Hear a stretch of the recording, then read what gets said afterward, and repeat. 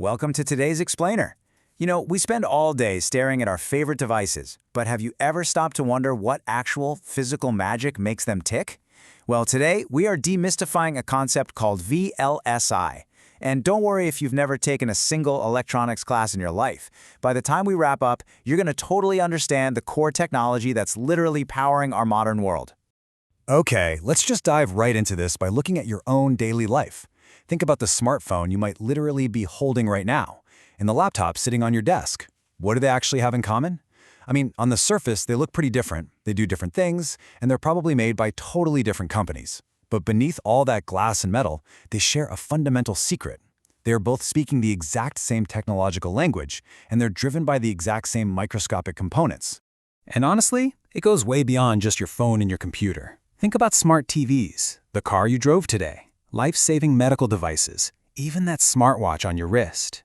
The secret ingredient connecting all of these everyday marvels is their complete reliance on tiny semiconductor chips. Without these chips, a smart TV is literally just a piece of glass, right?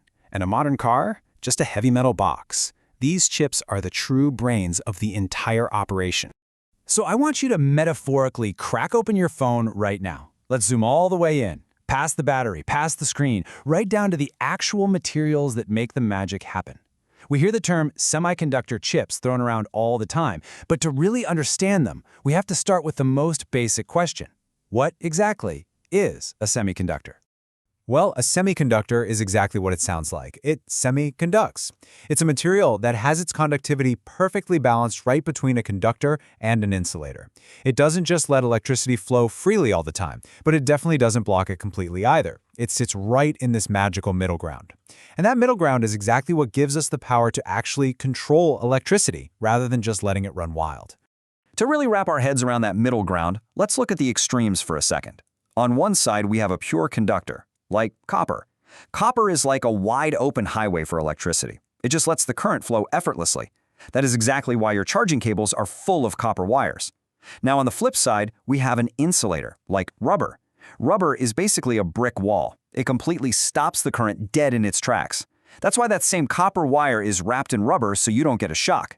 A semiconductor sits comfortably right between that open highway and that brick wall. So the absolutely crucial question becomes, what material do we actually use to build these semiconductors? Well, out of all the elements in the known universe, the undisputed king of the modern industry is silicon. But why silicon? First off, it's incredibly abundant. It is essentially derived from sand. The fact that our entire modern digital world is built on purified beach sand means it comes at a very low cost. On top of that, it has exactly those good electrical properties we need to act as that perfect middle ground material. And finally, it's highly suitable for fabrication. That just means we can easily melt it down, purify it, and mold it into the incredibly precise microscopic structures we need to build our chips. And what exactly are we molding that purified sand into? We're using it to build transistors. Now, a transistor is, at its absolute most basic level, simply a tiny electronic switch. Think of it like a water pipe in your house. If you want water to flow, you turn a valve to open the pipe. If you want the water to stop, you just turn the valve to close it. A transistor does the exact same thing, but instead of water, it's controlling the flow of electricity. It uses a tiny electrical signal to turn the valve open or shut. And here is how that incredibly simple switch creates the foundation of literally all modern technology. It really only has two jobs. Step 1, the on state, where our valve is open and current flows. Step 2, the off state, where the valve is closed and the current stops. That's it. That right there is the binary language of ones and zeros that you always hear about when people talk about computers. 1 is on, 0 is off.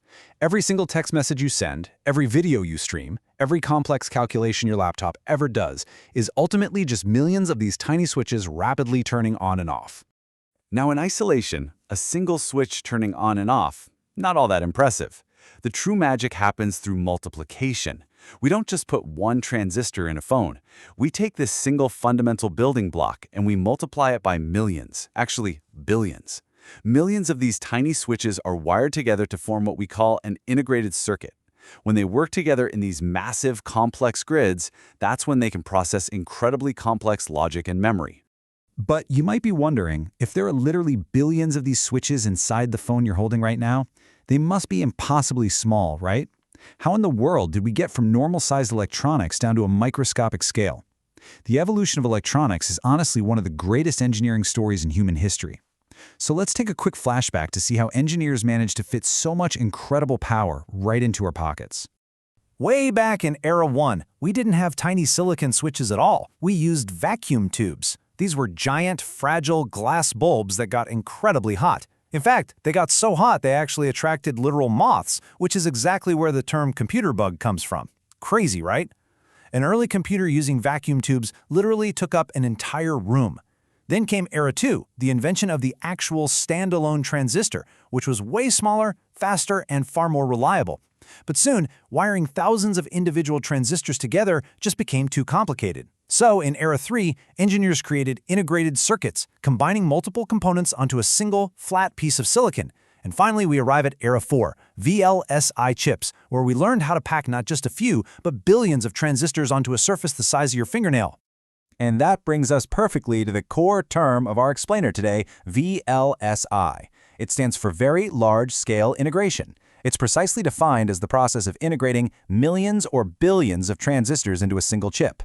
Very large scale refers to the sheer, mind-bending number of components, while integration means they're all built together seamlessly on one tiny piece of silicon. This mind-boggling scale is the exact reason why modern mobile processors are exponentially smaller, faster, and more powerful than those giant, room-sized computers of the past. Now, let's zoom back out for a second, because while we've been focusing heavily on your phone and laptop, VLSI technology is driving massive global innovations far beyond just consumer gadgets. Take the automotive sector, for example. These chips run the instantaneous sensor calculations for airbag systems, and they're the brains allowing for self-driving cars. In communication, they're the specialized Wi-Fi chips and the incredibly fast 5G technology keeping the entire globe connected. And in the medical field, they power ECG machines and highly complex scanning systems. So this tiny technology is literally saving lives every single day. So, where are we going next? Well, the semiconductor industry is currently one of the fastest growing industries in the entire world, and the future is looking incredibly bright. We're talking about emerging areas like specialized chips designed specifically to process artificial intelligence. We're seeing brand new open source processor designs like RISC-V, and advanced architectures known as FinFET technology. FinFET essentially builds these tiny transistors upward in 3D to pack even more of them into the exact same space. Plus, as the Internet of Things, or IoT, continues to expand, meaning everyday objects like your fridge or your doorbell are connecting to the web, literally everything around us is going to require these microscopic brains to talk to 5G networks. Which leaves us with a pretty profound question to wrap up today's explainer.